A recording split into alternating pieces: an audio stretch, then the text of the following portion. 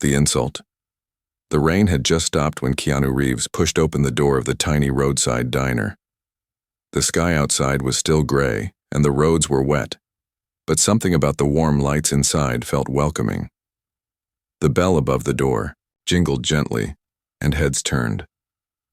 No one expected to see a Hollywood star in a place like this, especially not one who walked in quietly, dressed in a simple jacket and jeans, carrying nothing but a paperback novel under his arm.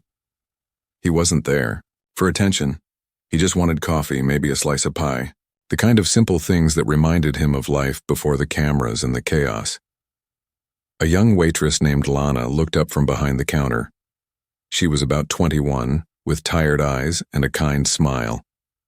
Her apron had a few old stains, and her shoes were worn out from too many double shifts, but she greeted him like she would greet any other customer, with respect and without fuss. "Table for one?" she asked softly.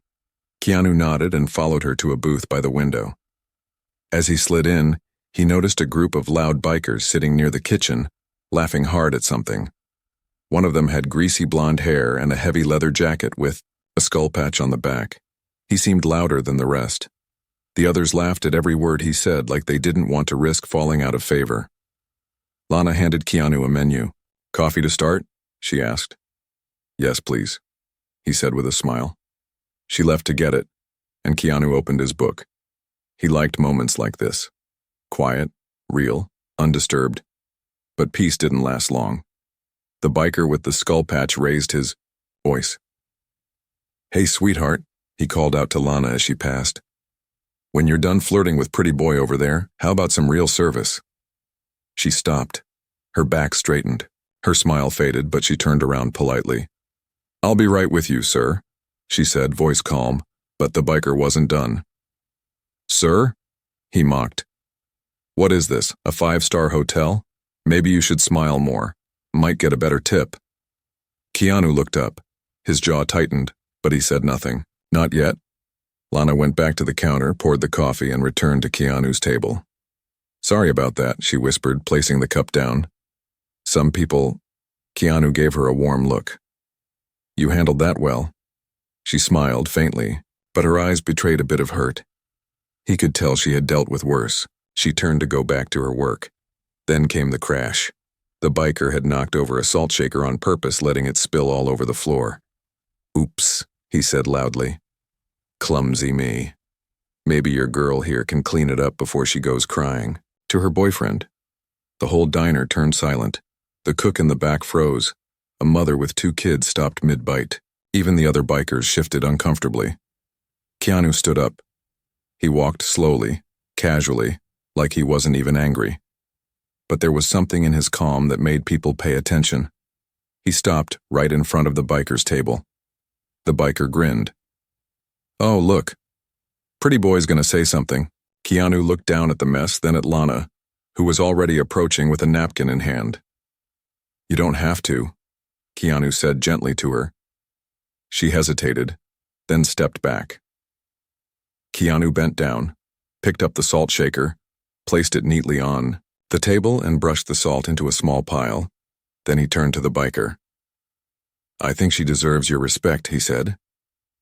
The biker laughed. "What? Are you her dad?" Keanu smiled faintly. "No, but I don't like bullies." There was a tension in the air now, like something big was about to happen. The biker stood up. He was taller, heavier, and clearly used to getting his way. "Listen," the biker said, voice dropping. "This ain't Hollywood. Out here no one cares who you are." Keanu's eyes didn't flinch. "Good," he said. "Then you'll have no problem apologizing to her." For a moment the biker seemed thrown off. Then he laughed again, louder than before. "Or what? You gonna fight me?" he challenged. Keanu shook his head. "No, because that would give you what you want. Attention, drama, fear.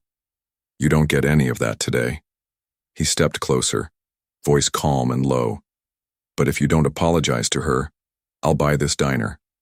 And the first rule I'll make is that you're banned for life." The biker blinked. "You're bluffing." Keanu didn't blink. "Try me." The owner, a short man in his 60s who had been watching silently, walked out from the kitchen. He's not bluffing, the owner said. This place has been on the market for months. I'd sell it to him right now. The biker looked around. Now no one was laughing. Even his friends were quiet. His grip on control was slipping fast. Keanu waited. Finally, the biker looked at Lana, muttered, "Sorry," and sat down. Lana didn't speak. She just nodded and walked away. Keanu returned to his booth, picked up his book, and continued reading like nothing had happened. The cook came out and offered him a free meal. He politely declined and ordered a simple sandwich. The owner brought him the sandwich personally. "Thank you," he said to Keanu. "That girl's like a daughter to me. She works hard. People like him come in and make her day miserable." Keanu nodded. Then maybe someone should make her day better. He left a generous tip under the coffee cup. Not just cash, but something handwritten too. "Thank you for your kindness. The world needs more people like you." But that wasn't the end, because the next morning, the video from the security camera went viral. The diner's camera had caught everything. Someone had posted the footage online with the caption, "Keanu Reeves shuts down a bully with pure class." Within hours, the video had millions of views. People from around the world praised Lana for staying calm. Others praised Keanu for standing up, but no one knew what was coming next. A storm had just started to form, one that would change Lana's life forever. The viral wave. The morning after the incident, Lana sat at the corner table of the diner, her hands wrapped around a steaming cup of tea. Her shift hadn't started yet, but she had come in early. She didn't sleep much. Her phone had buzzed all night. At first she ignored it, then curiosity got the better of her. The video was everywhere. Facebook, Twitter, Instagram, even news sites. Keanu Reeves defends Waitress from rude biker. The comments were pouring in by the thousands. She stayed so calm. Respect to her. Keanu's a class act. The way he handled that? Wow. What's the name of that diner? I want to go there just to tip her. Lana couldn't believe it. Her face was on the screen, and people from around the world were calling her brave, graceful, and strong. She never saw herself that way. Not really.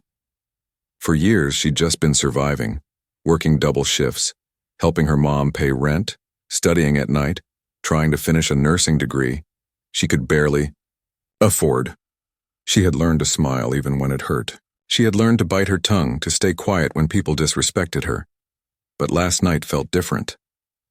Not because someone defended her, but because the world saw it. The bell above the door jingled. She looked up. It was Keanu. Again. He walked in just as quietly as before, his jacket damp from the morning drizzle, his hair slightly messy like he didn't care about mirrors. "Hi," he said gently. Lana blinked.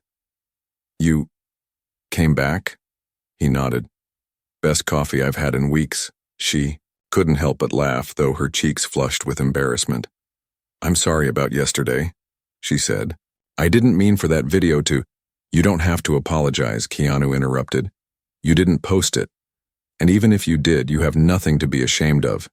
She looked down. "I'm not used to people standing up for me." Keanu took a seat at the counter. "You should be," he said. "You deserve that." For a moment, silence settled between them. Warm, calm, and honest. The owner walked in from the back and nearly tripped over himself. "You again," he said, grinning. "You've brought more customers in the last 12 hours than we had all month." Keanu smiled. "I saw the news. It's everywhere." "Yeah, my phone hasn't stopped ringing," the owner said. "Reporters want interviews. People are booking tables just to see if you'll walk in again." Lana bit her lip. "I don't want fame. I just want peace." Keanu nodded slowly. "Sometimes you don't get to choose. Sometimes the story chooses you." She didn't fully understand what he meant. Not yet. By noon, the diner was packed. Cars lined up outside. People took selfies in front of the windows. Some held signs, like Team Lana or Coffee with Keanu. The cook, who rarely said a word, looked at the growing crowd and whispered, "We need a second grill." Inside, reporters asked questions. How does it feel to be America's new sweetheart? What did Keanu say to the biker? Did you two know each other before? Lana's head spun, but Keanu kept things steady. Every time someone crossed a line, he gently stepped in. She's not here for fame, he told one pushy journalist. She's here because she works hard. Respect that. Later that day, as the rush slowed and the last news van pulled away, Keanu and Lana sat outside on the steps behind the diner. She let out a tired sigh. This is crazy. Keanu sipped. Is tea. Yeah, but sometimes crazy is a sign something's about to change. She looked at him. Why did you come back? Because I saw something in you, he said simply. Most people break down under pressure. You didn't. You stood tall even when someone tried to make you feel small. Lana shook her head. I didn't feel strong. You don't have to feel it to be it, Keanu said. You were strong. She went quiet for a moment, then she asked, Were you ever bullied? Keanu gave a small smile. More times than I can count, before the fame, even after. So what did you do? I kept showing up, he said. I kept being kind even when they weren't. As night came, Keanu offered her a ride home. They rode in silence for most of the drive. The city lights flickered on the windshield. The roads glistened with leftover rain. When they reached her apartment, Lana paused before getting out. Thank you, she said. Keanu looked at her. For what? He asked. For seeing me, she replied. He nodded once. Keep going, Lana. Whatever you're working toward, don't stop. The world's watching now. Show them what you're made of. And with that, he drove off. But that wasn't the end. Because the next morning, a stranger walked into the diner holding an envelope. He asked for Lana. When she came out, he handed it to her. A small gift, he said, from someone who believes in you. She opened it slowly. Inside was a scholarship letter. Full tuition, nursing school, everything paid for. She gasped. Tears filled her eyes. The note inside was short. You took care of the world. Now let the world take care of you. She covered her mouth, speechless. But even that was only the beginning. The biker from that night was about to return, and this time, he wouldn't be alone. The biker returns. The diner was unusually quiet the next morning. The crowd from the viral video had died down. The reporters had moved on. The lights, the cameras, the noise. They were gone now, like a storm that had passed. But something still lingered in the air. A feeling. Lana was wiping down a table near the front window. She had a soft hum in her throat and a peaceful look on her face. After the whirlwind of the last 2 days, she was finally starting to breathe again. Keanu hadn't shown up today, but she figured he had his own life to live. Still, she hoped he was okay. The scholarship letter was safe in her bag, folded carefully, like a secret she didn't want to let go. It didn't just mean money. It meant freedom. A chance to escape the cycle she'd been stuck in for years. One day at a time, she whispered to herself. Just then, the bell above the door jingled. She turned, and her heart dropped. It was him, the biker. He walked in slowly, alone this time, no posse, no noise. His hair was tied back and he didn't wear his usual smirk. Instead, there was something strange about his face. Something almost nervous. He looked around the diner. Only 3 customers were inside, an old couple and a man reading the paper. Lana didn't move. He walked toward her. She felt her body stiffen.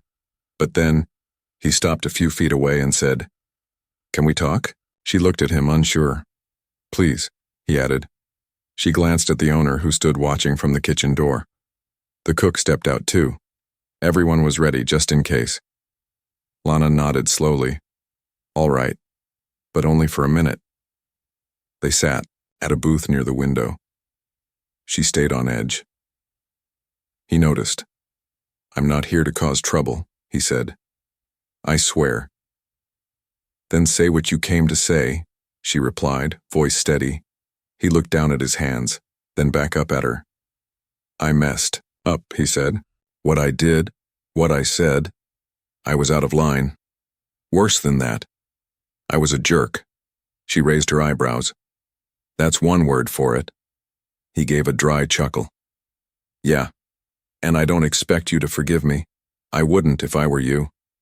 But after that video went viral, my life, it changed. Lana frowned. How? I lost my job, he said. My boss saw the video, said I brought shame to the company. My girlfriend left, said she didn't know who I was anymore. And you know what? She was right. Lana blinked. She hadn't expected that. I've been angry for a long time. He continued. Angry at life, at the world, at myself. I thought being loud and tough meant I was strong. But that night, when he stood up to me without yelling or throwing a punch, it made me feel small. You made yourself small, she said. He just held up a mirror. He nodded. I've been thinking about that night ever since, he said. And honestly, I came back because I wanted to say something else. Not just sorry. She waited. I want to change, he said. I don't want to be that guy anymore. I started seeing a counselor. I'm trying to fix things.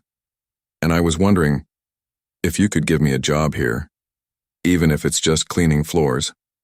Lana stared at him, then laughed. You think I can hire people? She asked. He looked embarrassed. I figured, you're the face of this place now. She sighed. I'm just a waitress, I don't run anything, but... She stood up and walked to the kitchen. After a few quiet words with the owner, she came back and sat down again. He said you can work here part-time, she said. But only if you mean what you said. He nodded quickly. I do, I swear. And if you ever speak to anyone the way you spoke to me that night, she said firmly, you're out. Understood. She stood again. Good. Now grab an apron. We're short on dish hands. He grinned for the first time, but it was a humble grin. Quiet, unsure, not like before. 2 days passed. The biker, his name was Russ, came in early and left late. He scrubbed tables, washed dishes, mopped floors. Never complained. He kept his head down and his tone soft. The other staff warmed up to him slowly. Even the cook muttered once, he's not completely useless. But Russ wasn't, the only one who came back. Keanu walked in again that Friday afternoon. He looked around and smiled when he saw Lana behind the counter. She walked up with a raised eyebrow. You sure you like our coffee that much? Keanu laughed. I came to check on you. I'm okay, she said. Better than okay. He noticed Russ in the back wiping down trays. Is that? Keanu asked. Yep, she nodded. He came in looking for work. And you gave him a shot? He asked. Yeah. I figured if you could see something good in me, maybe I could try seeing something good in someone else. Keanu looked proud. He's trying, she added. And I think maybe he's tired of being angry. Keanu took a seat.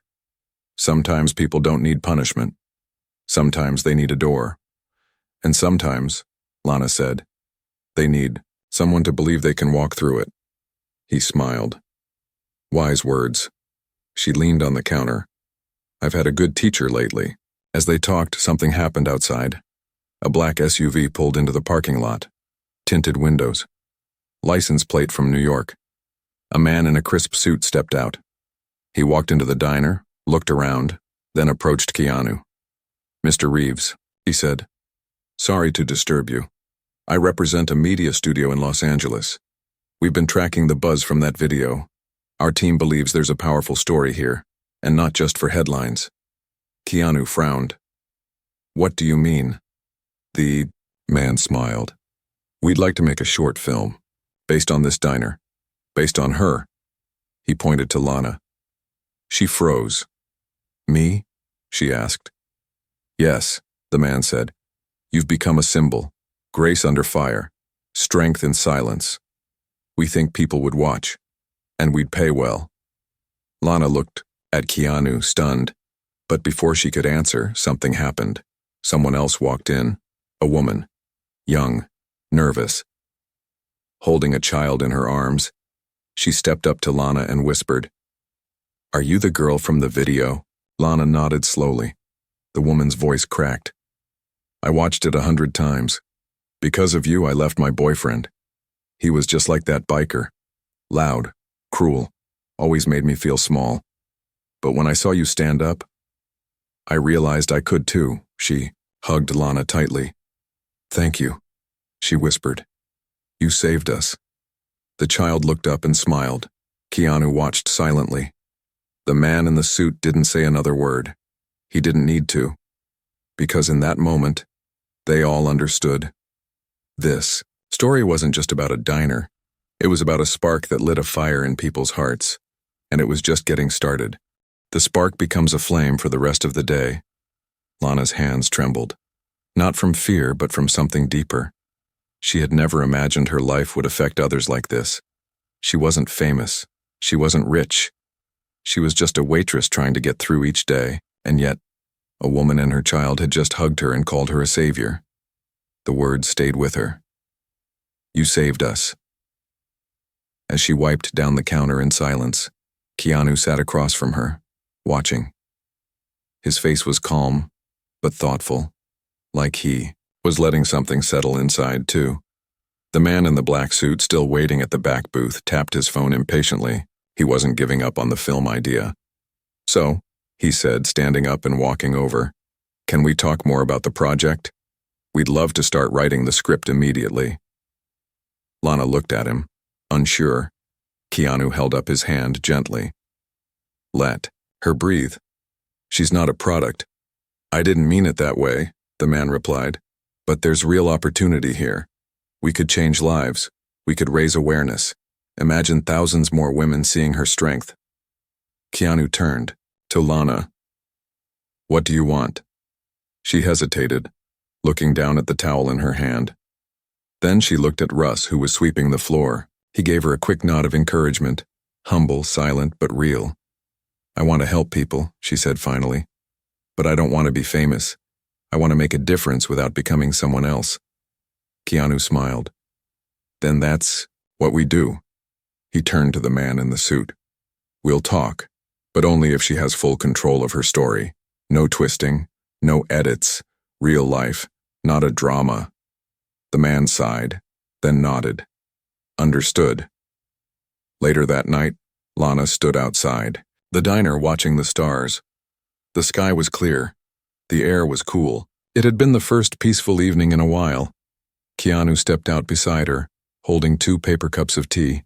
He handed her one. "Do you ever feel," she asked quietly, "like life throws you into the middle of something bigger than you?" "Every day," he said. "How do you handle it?" "You stop trying to control the wave," he replied, "and instead you learn how to surf." She smiled. "I think I'm still learning." "Good," Keanu said. "That means you're growing." Over the next week, things changed quickly. A well-known journalist invited Lana to speak on a podcast. Not about the viral video, but about workplace respect, boundaries, and dignity. At first, she was nervous. She didn't think her voice mattered that much.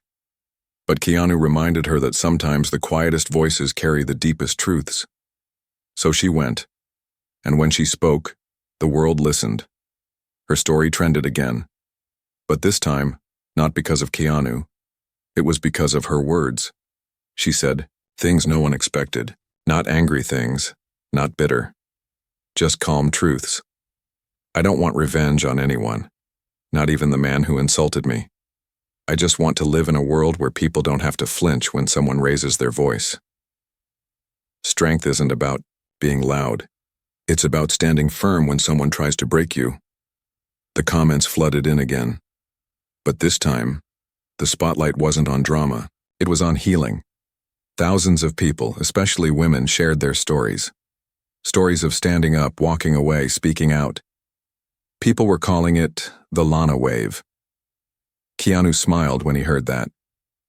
Back at the diner, Russ continued showing up every day. He stopped wearing his old biker jacket, One day he brought a bouquet of daisies and placed them at the counter. "What's this for?" Lana asked. "To say thanks," he said, "and to honor the person I used to step on. Not just you, but the part of myself I kept burying under all that anger." She didn't know what to say, so she just hugged him, quietly, without a word. One afternoon, as the sun poured in through the diner windows, Lana looked up and saw a familiar face walk in. Her mother. She hadn't seen her in months. Their relationship had grown distant lately. Life, stress, late shifts, and unspoken pain had all built walls between them. But here she was, standing awkwardly at the door, holding a folded newspaper. Lana walked over, heart pounding. "Mom," she said. Her mother held up the paper. It had a photo of Lana and Keanu together from the podcast. The headline read, "Waitress turns pain into purpose." "I had no idea," her mother whispered.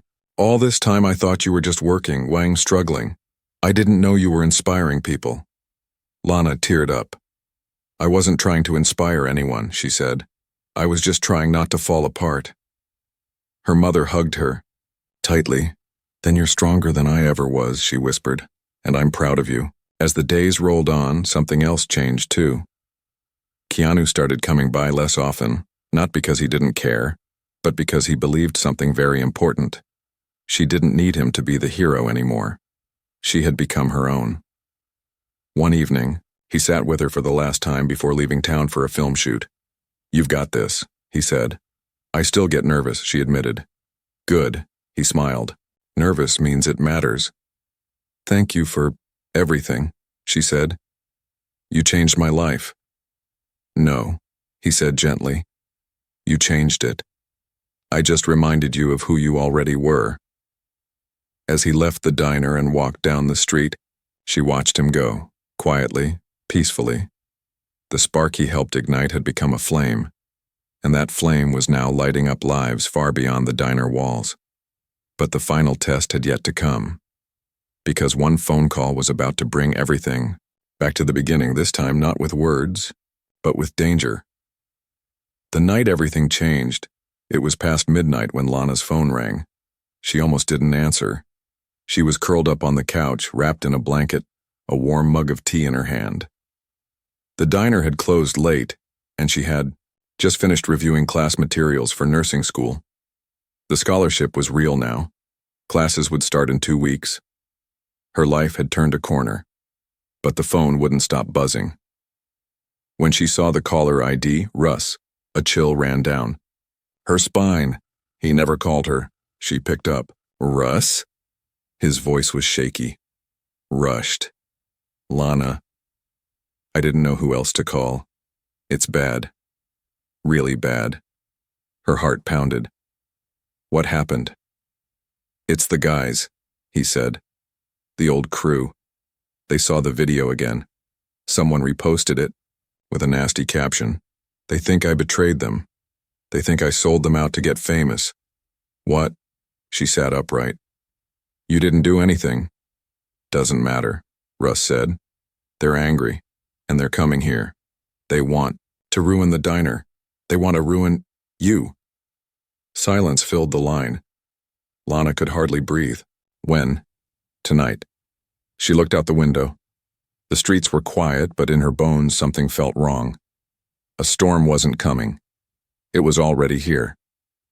"I'm on my way," Russ said. "I'll try to stop them. Just don't be alone." Lana dropped the phone and grabbed her coat. She called the diner's owner. No answer. Then she called one other person, Keanu. He didn't pick up either, but she left a message, voice trembling. "Keanu, it's me. Something's wrong. Please. If you hear this, come to the diner, please." When Lana arrived at the diner, the streets were empty. The sign above the door flickered faintly. She unlocked the door and stepped inside, flipping on the lights. The silence inside was thick. Even the old refrigerator hummed quieter than usual. She checked the windows. Locked. She checked the back door. Locked too. But as she moved toward the counter, she noticed something strange. The salt shaker. the same one from that night with the biker. It was tipped over again. Her hands froze midair. "Who's there?" she called out. No answer. Then, a creak. Behind her, she spun around. Russ stumbled through the door, panting. His face was cut, lip bleeding. "They're outside," he gasped. "I tried to slow them down, but they're not listening." She rushed to him, helping him sit. "How many?" "4, maybe 5. The one with the scar. He's leading them. He's worse than I remembered." Lana locked the front door. She grabbed the phone behind the counter and dialed 911. No signal. "They jammed the tower," Russ said, breath shaky. "They planned this." Lana's hands shook. "You need to hide," Russ said. "I'll distract them." "No," she whispered. "I'm not leaving you." "Lana, they're not after me. They're after you. They think you made me weak. They think you ruined our image." Lana stepped back, eyes fierce, then let them see what real strength looks like. Outside, engines roared in the distance. A row of motorbikes pulled up, headlights blinding. Figures climbed off, silhouettes against the flickering neon. Lana stood behind the counter. Russ stood in front of her. The first biker stepped forward. Tall, cruel eyes, long scar across his cheek. He kicked the glass of the door. "Open up," he shouted. Lana didn't move. "Don't make this harder than it needs to be." Another voice yelled. "You made a fool of us. Now we make an example of you." They banged on the windows. Lana's heart raced. Russ stepped closer to the door. "You want me?" "Fine," he shouted. "Leave her out of this." "Too late," the scarred one growled. "She turned you into a puppet. We're here to break the strings." A sudden thud cracked the front glass. They were going to break through. Russ turned to Lana. "Go to the back now." "No," she whispered. "Please." She took a deep breath. "We don't run anymore, we face it." Another smash. Glass shattered. A boot came through. Russ braced himself. Then came a sound that made everything stop. A car door slammed, and then another. A voice called out calmly in the dark. "You take one more step through that door, and you'll regret it." All the bikers turned. Keanu Reeves walked toward the diner.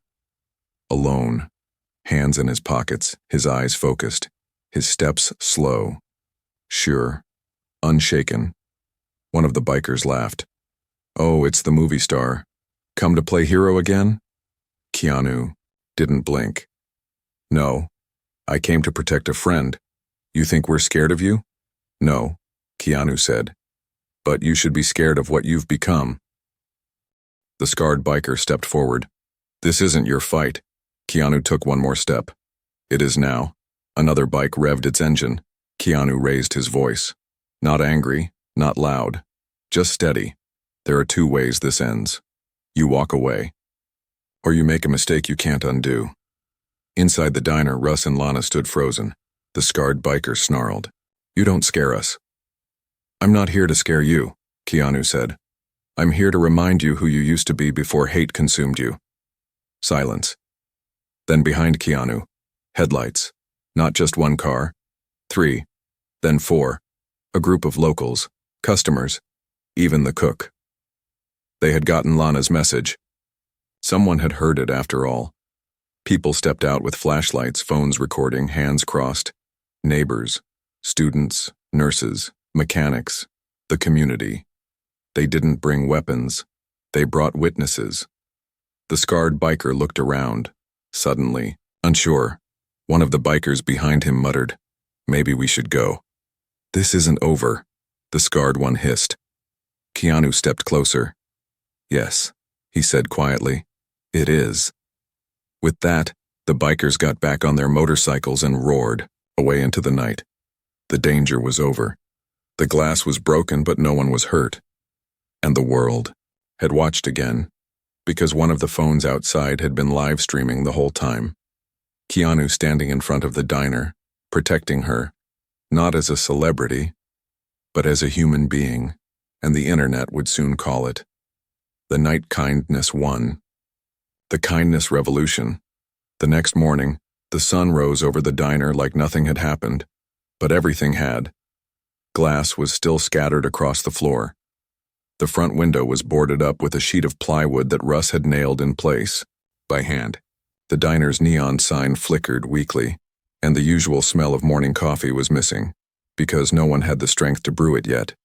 But inside, there was peace. Russ sat in the corner with a bruise under one eye, sipping slowly from a chipped mug. Lana stood at the counter staring at the empty salt shaker, her thoughts far away.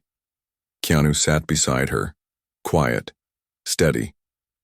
Outside, a group of locals had already begun sweeping the sidewalk, picking up broken glass, fixing the flower pots, and putting the welcome sign back on the door. No one had asked them to come. They just came, because something had changed, not just in the diner, but in the people. By noon, the video had spread across the world.